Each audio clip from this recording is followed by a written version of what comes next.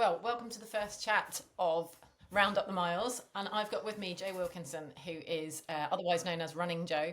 She's a British athletics coach and director and founder of Running Jo Limited, and very, very experienced coach and athlete. So first of all, I mean, aside from the kind of LinkedIn headlines that I've just spurted out, Jo, tell us a bit about yourself. I'm one of these people who has run for the whole of my life, although there have been some periods where on and off. So one of those people that, started doing athletics at school, was pretty successful. As an 800-metre runner, I came fourth in English schools. And then, like many girls and young women, I went to university, dropped running, had an amazing few party years and a great time, but then did actually come back into the sport. When I went to do a postgrad, the university had quite a vibrant athletics team, got back into it there. But really what made the difference was I then joined Bedford and County and met my coach, Alex and Rosemary Stanton, who also coached Paula Radcliffe and Coach Liz Yelling, who went to 2 Olympics. They were really the catalyst that took me from someone that had just got back into casually running to somebody that then started training a lot more seriously. And under their guidance, I then went to the Commonwealth Games. I was really fortunate to run in the 10,000 metres in the Manchester Commonwealth Games, which was an incredible experience. Had quite a serious injury after that, unfortunately, and then thought, I think my time has come. I think that's me, done. So I had my son. I was 32 when I had my son. Then actually with the kind support of Alec, who went above and beyond coaching, he came over and pushed my son around in the pram twice a week so that I could get back running. It did take a long time. And again, I always have to be realistic about this to not make other women feel that you can just have a baby, get back to it. Because it took 18 months. And for the first year, I wasn't doing a lot of running. But then as I got back to it after that first year, then I kind of really built up fitness. So after 18 months, I got my first Great Britain vest, which was running an Ekiden relay in Japan. And from there, did World Cross Country, finished twice in the top 20 of the elite women in the London Marathon, and ran for Great Britain in the European Championships. And we as a team, as a British team, were the bronze medal winners. I then had my daughter, so I was 38. I was 37 when I went to Barcelona and ran the marathon, and then I had my daughter when I was 38. And I did have aspirations to come back after my daughter. The Commonwealth Games were coming around again in Glasgow, and I did think, I think I'll give it a shot. But to be fair, I was 40 by then and just probably overdid it, if I'm honest. Probably slightly unrealistic expectations, but still ran pretty well as a 40-year-old. So when you made that move from being a top club athlete to then running for GB and getting a country vest, kind of what were the main differences that happened in that training or in the kind of experience of being at those races? It's really interesting when you say when you made that move, because that almost makes it sound like it was a kind of conscious decision. It was sort of an evolution. And I always say this is where Alex's skill as a coach was so good, because I turned up as somebody who obviously had a reasonable amount of talent, obviously sort of trained fairly regularly, but being in that environment that was a very positive, fun. We used to have such a laugh, at track sessions, good friends, really positive, but very aspirational. So people were talking about qualifying for Eurocross, qualifying for World Cross, qualifying for World Championships, things like that. But also what Alec did was he would just drop these little seeds in, like, do you think you could do a double day on a Saturday? And then I sort of do a double day on a Saturday. And then it becomes like that snowball because you become a little bit more successful. So you think, maybe I'll not drink so heavily on a Friday night. That kind of, you start thinking, well, maybe if I do this. So it was that slow sort of evolution, that environment of very positive, very supportive, but as I say, very aspirational environment of the people around me who knew how to train hard. They provide that kind of role model for you to know. And then also there is an element of knowing what you need to do to qualify for certain things. So making sure then that you're starting to run the right races through the contacts through Liz and whatever. I would know who to email at Great Run and then get into the late start of a race and things like that. So you start knowing how to get into the races that are going to get you the better times and also get you kind of known by the people who ultimately kind of select teams and things. Okay. Yeah, so it's having that confidence and the contacts to be able to kind of make it. Yeah, and confidence is a really big thing. So I remember I did the Great North Run, and there was a Kenyan athlete called Susan Chepkembai at the time. And at the end of the race, I just said, "How was your race, Susan?" And so she started telling me just about her race, like we were just chatting, like you would chat with your club mate. And afterwards, my friend came up to me and said, "Do you know her?" And I said, "No." And she said, "Why did you speak to her?" And I said, "Well, we know we've ran the same race, didn't we? We were just sort of there together. We were just chatting." And then I always like to tell this story as the other time around when I did that GB race in the Eckerdon race. We were there in this tent, ready to take over, and with me at the time was Catherine Endereba, who was the marathon world record holder at that time. And the Japanese officials wouldn't let us out to go to the toilet. So I thought, sod this, I'm going to have to go to the toilet. So I sort of just tried to discreetly go to the toilet behind a table in the corner of the tent. And Catherine came over and said, "Are you going to the toilet?" And I said, "Yeah, I'm just going here because, they won't let me out." And she said, "Is it all right if I go next to you? If you're there, believe that you belong to be there, because otherwise you wouldn't be there." So it was always about never being intimidated, whether I was having a wee next to Catherine Endereba or chatting to Susan Chepkembai, who'd run, some ridiculously fast time. It was always about their athletes, you're all on the same line. Just act like you belong, believe that you belong, because otherwise you go into those races intimidated and you're just not going to perform to your best because, you're intimidated, you're kind of beaten before you start.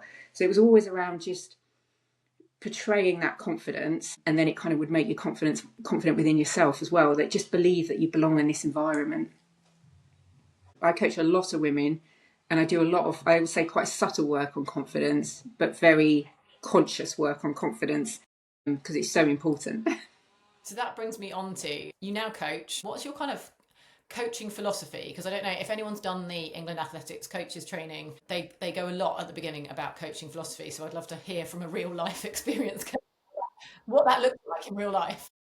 I liken it to becoming a parent. So as you're a child and a young adult, you look back and you judge your parents a bit, don't you, and think, "Oh well, why are you doing that?"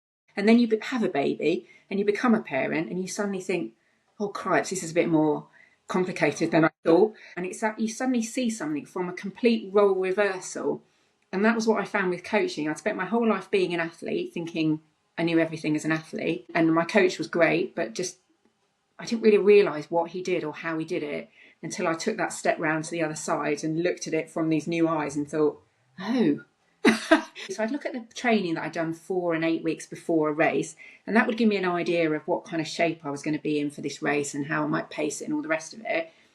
And now I'm like, oh, now I know why. But the thing I just wanted to say about coaching philosophy is, for a long time that really freaked me out, because I was like, I don't even know what my coaching philosophy is. I don't even know what that even means. So I would say to anybody, if you don't know what your coaching philosophy is, that's absolutely fine. How would you know if you only just started coaching? You're not going to know because you haven't done any coaching. But the more you coach, actually, what it means is, what are the things that you think are important? What are the kind of practices, but also the beliefs that you feel are important in how you want to coach, and what is best for athletes and what brings success, whatever that might look like.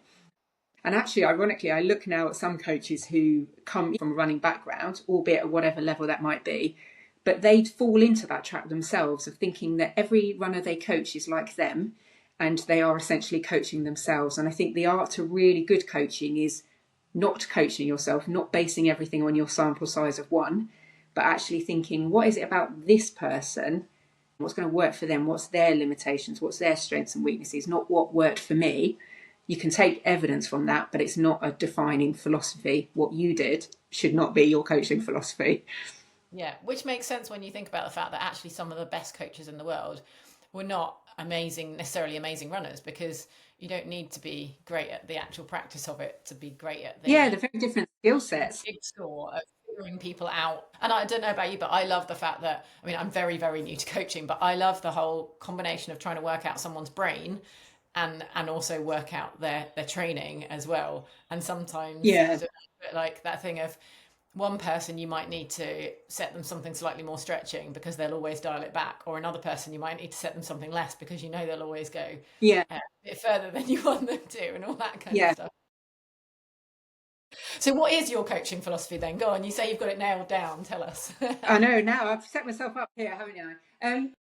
So I would say at the start, I do think every experience that you have in life is going to contribute to your coaching philosophy. So my professional background before coaching, and quite a long time ago, was in social work and in mental health social work in particular, which is all about, obviously, mental health psychology and people. Social work essentially is about understanding people and understanding how you can motivate them to make changes in their life to address whatever the problem is that they might have.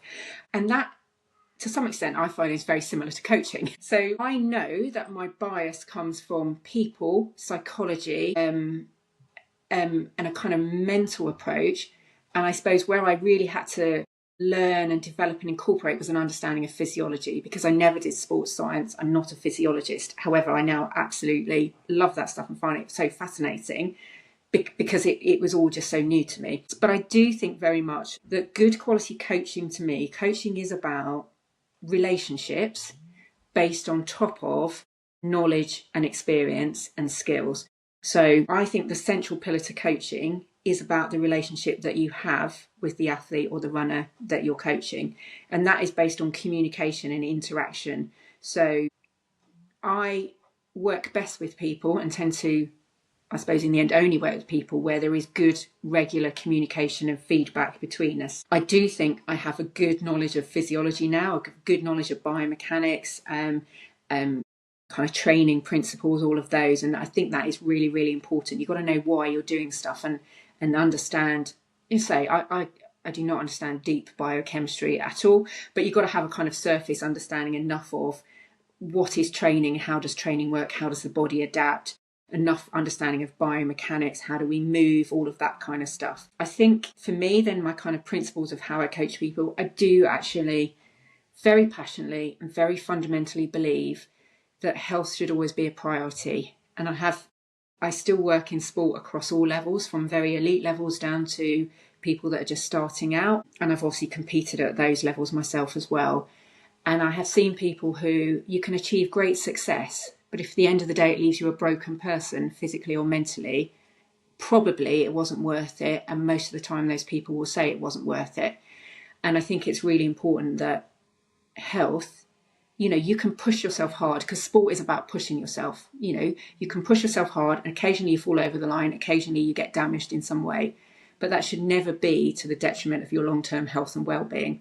So I think those two things can be compatible. I think pushing yourself in elite sport or any level is important, but you should always try and do something that as much as possible protects your health. And it should always be fun and engaging and something you enjoy doing. Again, you can hate it. Oh my God, do I hate going out for a run sometimes? Do I hate every step of the way? It's a slog. It's not great. But broadly, it should be something that makes you feel good about yourself.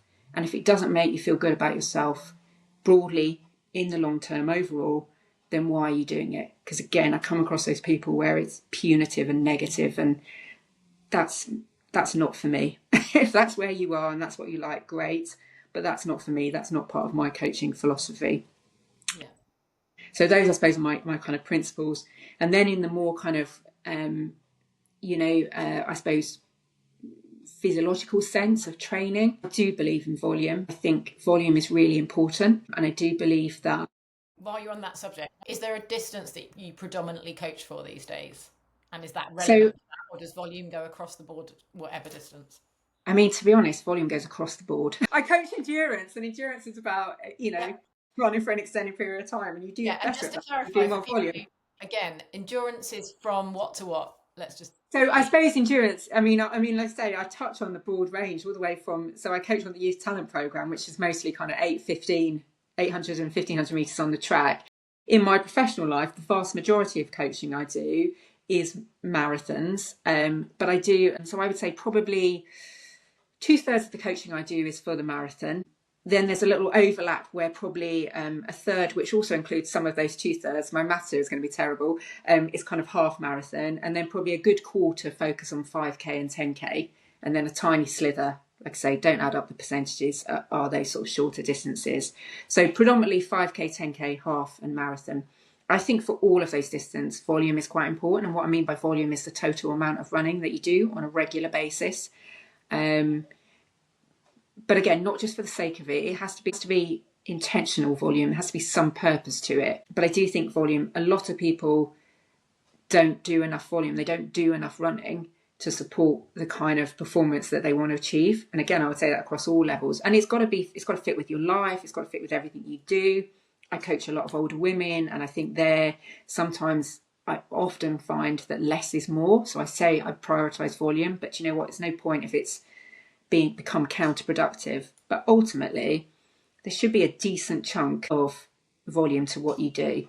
Then I think it's about the intensity of running at the different paces, understanding the proportion of different pace running that you need to do to achieve the goals that you want to achieve, whether that's in 5K, say 10, half or marathon. So it's blending those two things and understanding how to blend them, like the time scales of when do you put different amounts in, how much do you put in of different amounts at different stages. And that's the bit where I get ridiculously geeky and excited. All this understanding around timescales for adaptation and timescales for training. I love that side of it. I find it so fascinating because I always say that's the bit. The goal, the people I coach, the goal they have is to run their best performance over a certain distance on a certain day. So how do I make sure that we bring it together for that day and that distance? So it's different matter if you're just training for a whole variety of things, you don't, just mix and match. That's a different kind of way of coaching. But for me and the people I coach, it is about peaking in that performance on that day. And that's what I find, that's what gets me ridiculously geeky, overexcited, and spend hours going, should we do 400s now or should we do them there? And how much of marathon pace should we do? And when should we do it? And sorry, you could tell.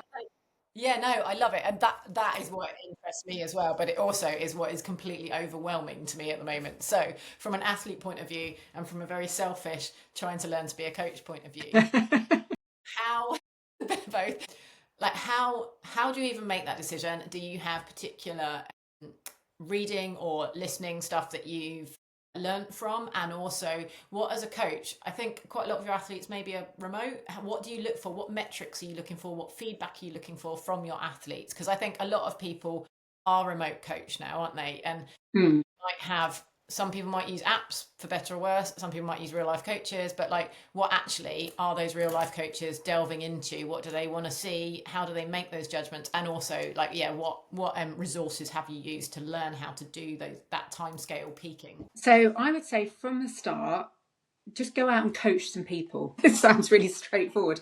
And it is, just go out. And I've said this to several new coaches. Just go to somebody in your club and say, I'm just learning how to be a coach. I don't really know what I'm doing. Would you mind if I coached you? It'll be a bit of a learning experience, but, can I just coach you? And practice coaching some people. Because you're starting off only knowing what works for you. You might even not know why it works for you, but you sort of know what works for you. So start coaching some other people and try and work out from that actual real life experience of what sort of works for them. That starts to broaden your experience. And obviously that experience will kind of grow and grow the more people you coach. So I think in the early days, I'm not saying take on hundreds of people, because actually less is more to start with. Because if you can work with a handful of people, you can start to understand why some have done well or not well, and try and draw some conclusions of, well, why might that be?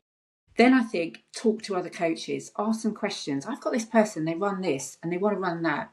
What would you do? How would you get them from that to that? Have conversations with other coaches, because most of them are utter geeks and they will love a conversation about it. And if they're not, they're probably not your kind of person anyway. So don't worry about it. So find other people to talk to, share ideas with other coaches, be open about your ideas as well, because that will help you challenge your own ideas and formulate them just by verbalizing them and saying, this is what I think and this is why I think. And then, that will help you develop that. Then read loads. There's some great books out there. I always recommend Jack Daniels, not the drink. We're in the coaching years now, not the party years. I don't like his abbreviations. I don't understand them and I get really confused by them. But that aside, a lot of his coaching philosophy kind of sums up a lot of stuff around training philosophy. So that's a good book to start with. I did read quite a few books on general sports training as well. So there's a Frank Dick one, Principles of Sports Science. Got completely lost in the biochemistry and lost the will to live and thought I was never going to be a good coach. But ignore that chapter and read the others. It's really good about understanding how to structure things, and periodization, which means how you plan things and the timescales that you plan them. So read lots and lots of different books. Steve Magnus, I think, is amazing. So get hold of his stuff and read that. There's lots and lots of stuff out there to read, plus the experience that you've got, plus the conversations that you have with people, and you will gradually start to work out different ideas of what works and what doesn't work. And I would say almost read the stuff that resonates with you, but also read the stuff where you think, oh my God, that's terrible, I would never do that. Are you sure? Because that will also challenge you. And sometimes you might find, in amongst all the stuff that you think is the worst coaching practice you've ever heard of, you might find some bits that actually give you some ideas to try different things. So even, sometimes even explore things that don't necessarily feel right to you, because that will also help you understand, why doesn't that feel right? Why doesn't that seem right? But actually I see what they're trying to do here, because there's lots and lots of different ways to structure a plan and put things together and build your kind of jigsaw. So just explore all of those different ways. And from there, you will decide, you will gradually over time.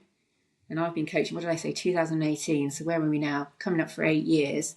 And I had been doing actually run leading before that, which is sort of light touch coaching. So 2015, I started as a run leader.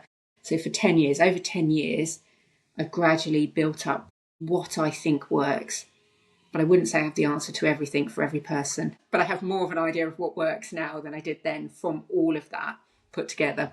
And I think, I don't know, but would you agree that if you've come across a coach that says they absolutely know the answer, they probably aren't a great coach necessarily? Yeah, so I think when someone asks me a question, I'll often start by saying, well, it depends, which is really fundamentally annoying, but I think probably a good thing. So you want a coach that sits there, and when you ask them a question, what session should I do?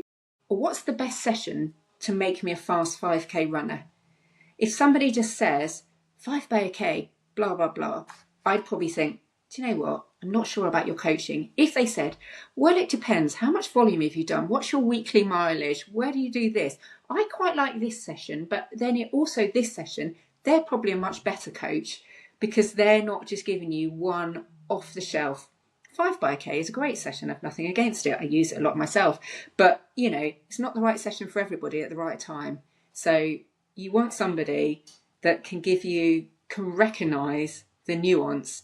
They might be a bit annoying because it'll take a while to pin down the actual answer, but they're going to look at the nuance of you rather than, here's a plan, follow that, off you go, outcomes. And so when you, with your athletes, what you set, so you've set them something and you're thinking, well, I think this is where the plan's going, but it depends. What are you looking for? When from their feedback on their texts, any kind of metrics that you might have, what kind of things are you looking into as a coach? So I always start with a plan. I write a plan, and then obviously I change the plan as I go along, because I think it's really important to respond to what's happening and how someone is reacting to the training that you're giving them. Because if you write a plan, so for a marathon, for example, I might write a plan that's probably somewhere between 12 to 20 weeks, depending on how well I know the athlete, where we're coming from, blah, blah, blah. But I don't really know what's going to happen in 12 weeks' time. Don't really know what's going to happen in 2 weeks' time, to be frank. So I'm kind of guessing what might happen in the future. That's why you've got to be prepared to adapt it as you go along and not stick to your plan. You should have a plan, because you should have an idea of where you're starting, where you're finishing, and what you want to achieve to get there. But you're going to have to adapt it. So I really ask all the athletes I coach to give me feedback. I say, if it's an easy run and you just went along and it's nice and easy, you don't need to say much about it. But certain runs, long runs, sessions that we do, I want to know, how did you find it? How easy or hard was it?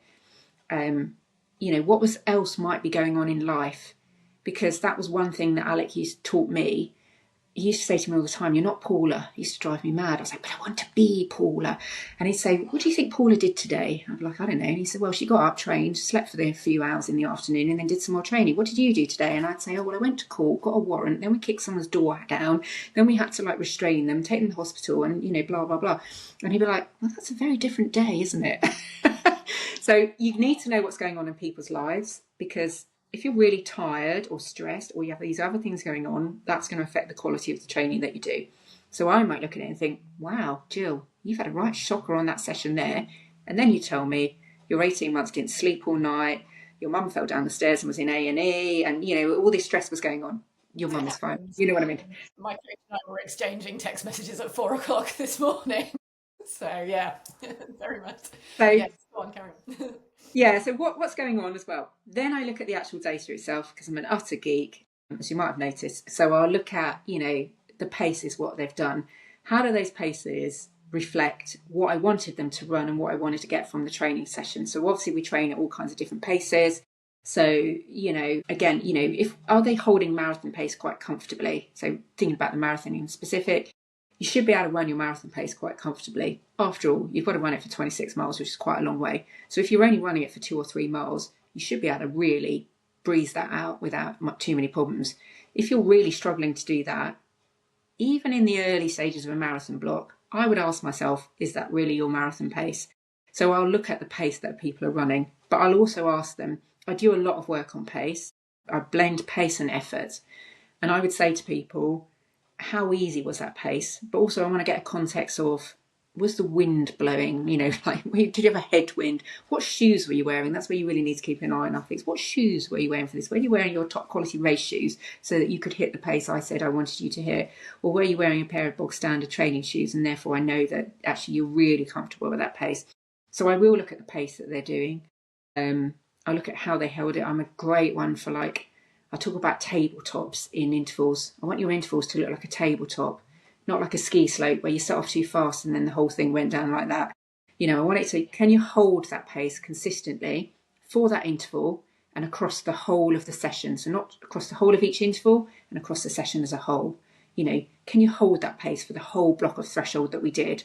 Or are you tailing off? Or I tend to look at heart rate retrospectively. I never use it to set sessions for very complicated reasons. I just don't think it's a great metric, but I do like to review it afterwards. So were you holding that pace, but your heart rate was doing this because you were holding that pace? It looked brilliant, but the effort was going up and up and up and up and up to get to the end, to be able to hold it at the end. So I'll look very much at, what does it look like? What does it look like on that graph? What does it actually say in terms of the numbers itself? Where do I think you should be at this point in relation to whatever it is we want to achieve at the end? And what other outside factors might have impacted on that, basically. That's about as concise as I can be. No. So when an athlete feeds back to you kind of on effort level, are you looking for like numbers out of 10, or are you like, what's a coach's dream? Yeah, I mean, I use an RPE scale, 1 to 10. I think they're really good, actually, but I think as long as you both understand where you're sitting on the effort. So I sort of coach my athletes I coach the athletes I coach in what I mean by 4 out of 10, 3 out of 10, 7 out of 10. Other people, you might use a slightly different scale. So as long as you and the athlete know what you mean by 1 and what you mean by 10 and all the numbers in between, then I think it's actually quite effective. So I'll give people an approximate pace and an effort level, and between those two, that should help them calibrate. And then they'll come back to me and say, I know you said run it at 5, but probably I was like a 6 or 7 by the end, if I'm honest. So we've got that kind of communication between us, and it's based mostly on those two metrics. I'm conscious that we are running out of time, but one thing I wanted to ask was, what are some things you really wish athletes did or didn't do, and what would be your top tips for if someone's looking for a coach? What should they be looking for? So I think going back to the one, if they're looking for the coach, I think that's really what I said earlier. Ask them some questions and see how they answer them. If, they should give you an experienced answer, but not necessarily a snapshot off the shelf answer. Ask them what's important to them. Be very clear yourself about how much contact do you want with a coach. And yeah, I think you need to have a conversation with them first, basically. Also, you don't have to like everybody, and that's fine. You don't have to like everybody. Not everyone will like you. But you probably do have to respect the coach and have faith in what they're setting you. Otherwise, it starts to become this kind of battle between you, and that's not a very productive coaching relationship. So talk to them, ask them a little bit around not just the results that the athletes have got, but how they coach, what they believe, what do they think would be right for you, what do they think you need to do to achieve what you want to achieve. And then what do I want athletes to do or not do? If something hurts, tell me, Because if I tell you not to run, it's not because I just want to ruin your day and for a laugh I'm going to tell you not to run. I know it's the worst thing you ever want to hear. I actually might tell you not to run or take it easy or drop the session because I genuinely believe that would be the best thing for you and will probably mean that you can get back to running or continue running for longer. Don't tell me afterwards when your foot fell off that it's been hurting for 3 weeks. Just if you told me 3 weeks ago and I told you not to run, do you know what? It wouldn't be the end of the world. And your foot might not have fallen off now. If a coach told you not to run, it's not because they're being mean or punitive. It's because you probably genuinely, and probably the reason you didn't tell them is because you knew yourself. You knew you shouldn't run. Anyway, that's it. I think there's a lot of us that resonate with that. Both, I know I've done it from both ends of the spectrum. I have not been honest when I've had a niggle, and I have also told athletes not to run and then been incredibly frustrated when they've gone out anyway. I do always say, I used to ring Alec and say, Alec, I'm ringing you because I'm not sure if I should run today. And he used to say to me, if you've rung me, Jo, then the answer is probably no, you shouldn't ring. You shouldn't run. And I say, if you have to ask the question, do you think I should run today? The answer is probably no. Not always, but probably. Thank you very much. It's been absolutely fascinating. There is so much that I want to delve deeper into. I'd love to go into sort of top facts about physiology that are useful for athletes and things like that, but that's they're all ones to come to another day, I think, because otherwise our brains might explode or mine might. So thank you very much and have a good rest of your day. Cool. Thank you so much, Jill.